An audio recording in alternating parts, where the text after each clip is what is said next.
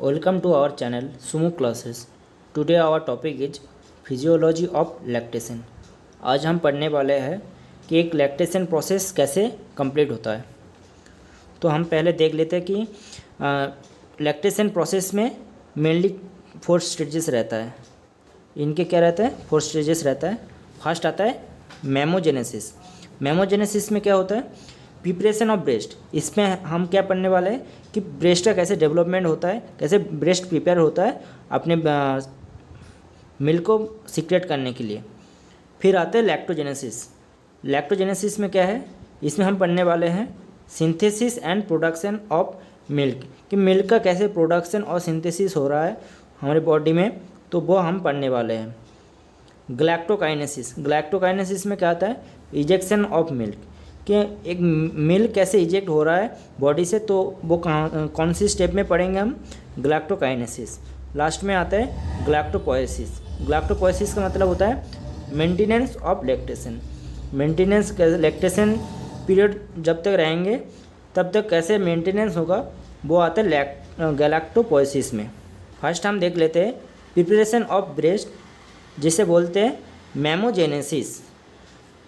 Breast development start after puberty in female. Female में क्या देखने को मिलता है? प्यूबर्टी एज जो होता है 8 से 13 साल, तो इनके बीच में क्या देखने को मिलता है? ब्रेस्ट का डेवलपमेंट।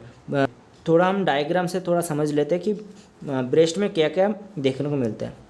यह होता है हमारे जो मसल रहते हैं, ब्रेस्ट किस मसल के ऊपर अटैचमेंट रहता है? Pectoralis major muscle.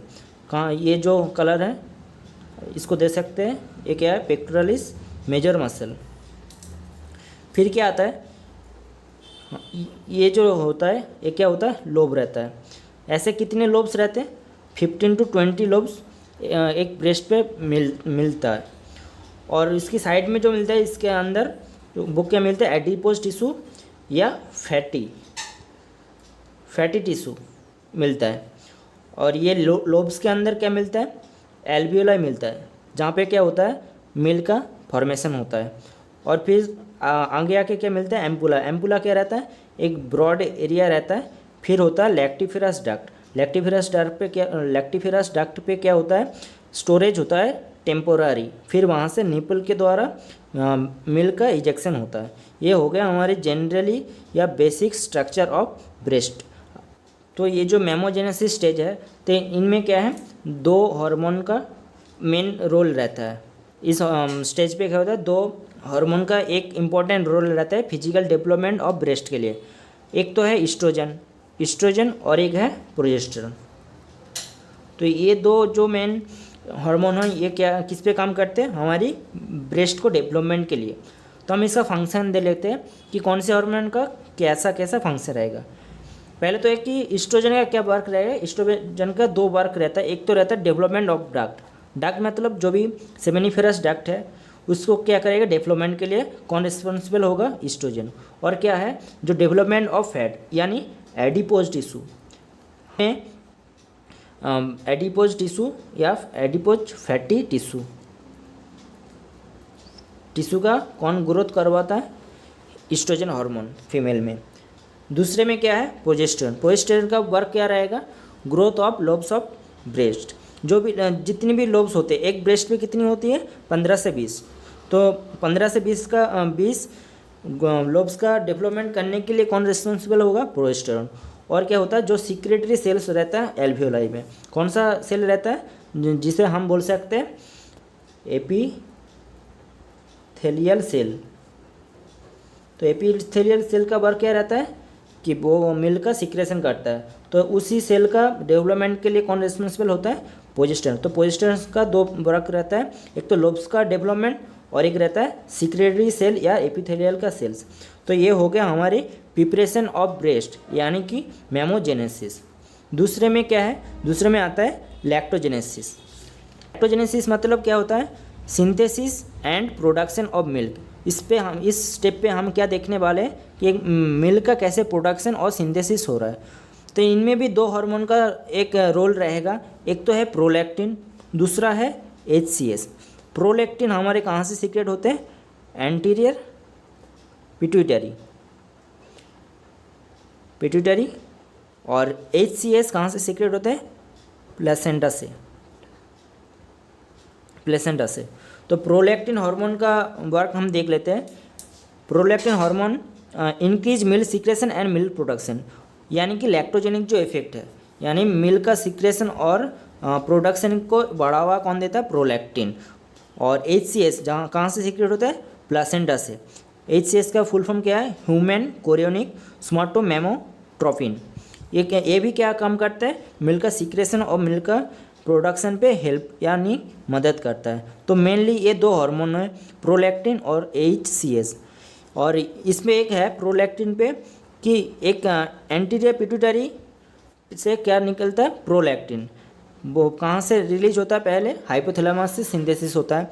तो हाइपोथैलेमस से और एक हार्मोन सीक्रेट होता है जिसे हम बोल सकते हैं प्रोलैक्टिन इनहिबिटरी हार्मोन। इसका वर्क क्या रहता है?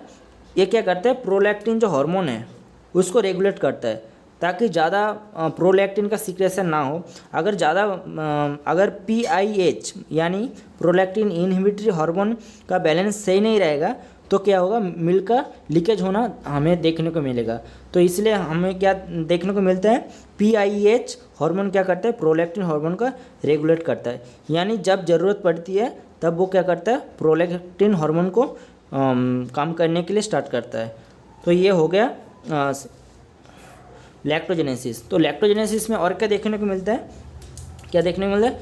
इनमें और भी कुछ हार्मोन का एक रोल रहता है। कौन से hormone? Growth hormone, parathyroid hormone और क्या है? Cortisol and insulin. पहले तो प्रोलैक्टिन देख लिया हमें, फिर देख लिया HCS यानी ह्यूमन कोरियोनिक सोमाटोमेमोट्रोपिन। फिर आते हैं ग्रोथ हार्मोन जो कि एडिशनल है, ये भी वर्क करता है कहाँ पे? हमारे लैक्टोजेनेसिस प्रोसेस पे। Growth hormone, parathyroid hormone, cortisol and insulin, ये सब मिलके क्या करता है? मिल्क पे कौन सा प्रोवाइड करता है? एक तो प्रोटीन प्रोवाइड करता है, ग्लूकोज प्रोवाइड करता है, amino acid, fatty acid, calcium. तो इतनी सब्सटेंस कौन सी हार्मोन का मदद से मिल्क पे प्रोवाइड होता है? एक growth hormone, PTH, cortisol and insulin. तो ये होता है हमारे लैक्टोजेनेसिस जो सेकेंड स्टेज पे देखने को मिलता है। में है इजेक्शन ऑफ मिल्क यानी लेट डाउन ऑफ मिल्क, जिसको हम गैलेक्टोकाइनेसिस के नाम से जान सकते हैं। तो इनमें जो मेन हार्मोन रहता है कौन सा होता है? ऑक्सीटोसिन। ऑक्सीटोसिन का काम क्या रहता है? कि मिल्क का इजेक्शन करवाना। तो हम थोड़ा एक डायग्राम से समझते हैं कि क्या होता है। इसको हम मान सकते हैं कि एक एल्वियोलाई है, एक एल्वियोलाई है, ठीक है। और ये जो छोटे छोटे पॉइंट देखने को मिल रहा है ये क्या है? एपिथेलियल सेल्स है। तो एपिथेलियल सेल्स का क्या वर्क रहता है? मिल्क का सीक्रेशन करना। और ये जो बाहर की जो एक लेयर बनी है और यहाँ पे ये सेल देखने को मिल रहा है, इसको क्या बोलते हैं? मायो एपिथेलियल सेल्स। मायो एपिथेलियल सेल्स का क्या रहता है? इसका वर्क रहता है contraction of the alveoli. Alveoli के क्यों कॉन्ट्रैक्ट होगा? ये जो सिक्रेटरी सेल है ये क्या करता है? मिल्क का प्रोड्यूस करता है। तो मिल्क का तो प्रोड्यूस हो गया, लेकिन ये डक्ट से, डक्ट मतलब पहले एम्पुला फिर सेमिनिफेरस डक्ट से निपल तक बाहर जाएगी, लेकिन यहाँ पे क्या बन गया? मिल्क। तो मिल्क को बाहर भेजने के लिए कैसा पड़ेगा? एक प्रेशर की ज़रूरत, मतलब कॉन्ट्रैक्शन ज़रूरत है। मतलब हम ऐसे देख सकते हैं जैसे ये एल्वियोलाई, तो अगर यहाँ पे क्या मिलेगा? मायो एपिथेलियल सेल्स। तो ये क्या करेगा? जैसे यहाँ से प्रेशर बनाएगा फिर वो क्या होगा? स्क्वीज होगा, यानी मिल्क यहाँ से बाहर की तरफ स्क्वीज होना स्टार्ट हो जाएगा। तो इसका जो मेन वर्क रहता है मायो एपिथेलियल सेल्स क्या रहता है? कॉन्ट्रैक्शन करना। और ये कॉन्ट्रैक्शन कब होगी? जब ये ऑक्सीटोसिन हार्मोन आके मायो एपिथेलियल सेल्स पे वर्क करेगी। इस तरह क्या होता है? मिल्क का इजेक्शन होता है। फिर contraction of myoepithelial cells causes milk to enter duct from alveoli. जैसे अभी मैंने बताया था कि मायो एपिथेलियल सेल्स का कॉन्ट्रैक्शन से क्या होता है? जो मिल्क कहाँ से कहाँ तक पहुँचता है? हमारी एल्वियोलाई से डक्ट तक पहुँचता है। तो इसके लिए रिस्पॉन्सिबल कौन है? Oxytocin hormone. इस पे देखते हैं कि कैसे रिफ्लेक्स होता है, सक्लिंग रिफ्लेक्स। पहले क्या होता है? सक्लिंग एट निपल्स। जो चाइल्ड है या बेबी है क्या करता है? निपल पे सक करता है। फिर सक करने के बाद वो इम्पल्स मतलब एफरेंट इम्पल्स कहाँ पे पहुँचती है, मदर की स्पाइनल कॉर्ड तक। स्पाइनल कॉर्ड तक पहुंचने के बाद फिर क्या होता है, स्पाइनल कॉर्ड से मैसेज कहाँ पर पहुंचती है, हाइपोथैलेमस पे। तो हमारी जो मदर की हाइपोथैलेमस है तो वहाँ पे क्या होगी, सिग्नल जनरेट होने लगेगी। सिग्नल जनरेट होने के बाद क्या होगा, एक तो दो सिग्नल जाएगी वहाँ से, किस पे, एक तो एंटीरियर पिट्यूटरी पे जाएगी और पोस्टीरियर पिट्यूटरी पे जाएगी। एंटीरियर पे जब जाएगी तो वो एंटीरियर पिट्यूटरी से कौन से हार्मोन रिलीज होगी, प्रोलैक्टिन हार्मोन का रिलीज होगा। और पोस्टीरियर पिट्यूटरी को सीक्रेट करने के बाद वहाँ पे क्या रहता है, हाइपोथैलेमस पे पैरावेंट्रिकुलर न्यूक्लियस, वो क्या करती है, ऑक्सीटोसिन का फॉर्मेशन करती है। सिर्फ वहाँ से क्या, पोस्टीरियर पिट्यूटरी से होते हुए ऑक्सीटोसिन रिलीज होगी। और ऐसे ही ऑक्सीटोसिन रिलीज क्या जैसे ही हुआ तो वो क्या करेगी, जो मायोएपिथेलियल सेल्स है उसका क्या होगा, कॉन्ट्रैक्शन होगा। और यहाँ पे प्रोलैक्टिन का क्या वर्क रहेगा, मिल्क का सिंथेसिस यानी प्रोडक्शन होगा। तो इस तरह से क्या होगा, मिल्क का इजेक्शन होगा। यानी जैसे मायोएपिथेलियल सेल्स का कॉन्ट्रैक्शन हुआ और मिल्क का भी सिंथेसिस यानी फॉर्मेशन हो गया, वो क्या आएगी, निप्पल के द्वारा बाहर आ जाएगी। पहले जब निप्पल पे सैकलिंग करते हैं तो उनमें 1 से 2 मिनट तक कोई नो ब्रेस्ट मिल्क, कोई मिल्क नहीं आता है, तो इसके लिए थोड़ा टाइम लगता है। फिर उसके बाद क्या आता है, मिल्क इजेक्ट होता है। किसके द्वारा होता है, जो मायो एपिथेलियल सेल्स है उसका कॉन्ट्रैक्शन से और प्रोलैक्टिन हार्मोन के द्वारा मिल्क का सिंथेसिस होता है। दोनों मिलाकर क्या होता है, मिल्क बाहर इजेक्ट होता है। ये हो गया हमारी थर्ड, यानी कि गैलेक्टोकाइनेसिस, मतलब मिल्क का कैसे इजेक्शन या बाहर कैसे आ रहा है। लास्ट में क्या है, maintenance of lactation. Maintenance of lactation को हम कैसे किस नाम से जान सकते हैं, गैलेक्टोपोएसिस। मतलब जितनी भी लैक्टेशन पीरियड जब तक रहेगा तब तक कैसे इसका मेंटेनेंस होगा, तो वो हम इस पर देखने वाले हैं। तो इनमें दो मेन 2 पॉइंट्स है, एक तो है गैलेक्टोपोएटिक हार्मोन और एक है मिल्क रिमूवल। तो समझ दे कि ये क्या होता है। गैलेक्टोपोएटिक हार्मोन पे क्या है, 2 हार्मोन का वर्क रहता है, एक तो रहता है प्रोलैक्टिन और एक रहता है ग्रोथ हार्मोन। इनका क्या वर्क रहता है, इसका मेन वर्क रहता है कि मिल्क का सिंथेसिस यानी फॉर्मेशन करना, प्रोलैक्टिन। अगर ये बंद हो जाएगा तो हमारी लैक्टेशन का मेंटेनेंस सही से नहीं होगा। अगर मिल्क की फॉर्मेशन बंद हो जाएगा तो इनमें दिक्कत आ जाएगी लैक्टेशन प्रोसेस में। और ग्रोथ हार्मोन भी इस पर काम करती है, जैसे बताया था कि ग्रोथ हार्मोन, कॉर्टिसोल, ये क्या करते हैं, अमाइनो एसिड और फैटी एसिड, कैल्शियम इसको प्रोवाइड करते हैं मिल्क में। तो अगर इस हार्मोन पे अगर प्रॉब्लम आएगी या सिक्रेशन सही से नहीं होगी तो क्या देखने को मिलेगा, हमें डिस्टर्बेंस इन लैक्टेशन प्रोसेस।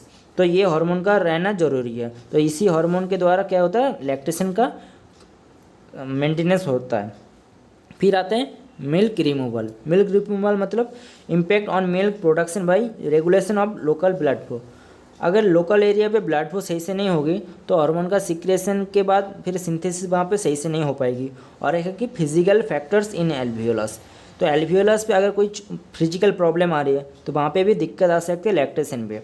तो ये 2 पॉइंट है मिल्क रिमूवल के अंदर। फिर हम देख लेते हैं कि जो हमारी गैलेक्टोपोएसिस है यानी कि मेंटेनेंस जो चल रहा है तो वो कुछ पॉइंट पे ऊपर डिपेंड है। जैसे कि क्राइंग ऑफ बेबी, अगर बच्चे रो रही है तो उस पर क्या देखने को मिलेगा, मिल्क का इजेक्शन ज़्यादा होगा।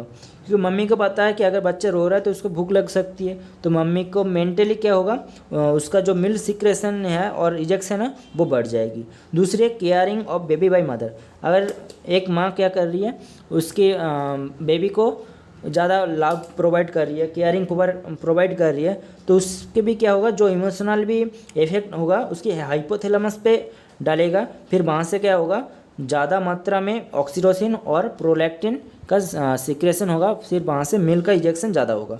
फिर देख लेते हैं सिंपैथेटिक नर्वस सिस्टम स्टिमुलेशन। इस पे क्या होता है, मिल्क इजेक्शन कम हो जाता है। क्योंकि सिंपैथेटिक नर्वस सिस्टम पे जब होता है पोस्टीरियर पिट्यूटरी से ऑक्सीटोसिन का रिलीज कम होता है और क्या होता है, मिल्क इजेक्शन भी डिक्रीज होने को मिलता है। ये होता है कुछ इमोशनल सिग्नल्स जो क्या करता है हमारे गैलेक्टोपोएसिस में इफेक्ट डालता है। ये 2 हो गया जो हम प्लस का मतलब देख सकते हैं कि मिल्क का इजेक्शन ज़्यादा होगी और ये माइनस मतलब ये कम होगी। तो ये होता है हमारी फिजियोलॉजी ऑफ लैक्टेशन, जिनमें क्या होता है, पहले तो ब्रेस्ट का डेवलपमेंट होना, फिर क्या आता है मिल्क का सिक्रेशन यानी सिंथेसिस होना, फिर क्या आता है इजेक्शन ऑफ मिल्क, फिर लास्ट में क्या आता है मेंटेनेंस ऑफ लैक्टेशन यानी कि गैलेक्टोपोएसिस। Thank you.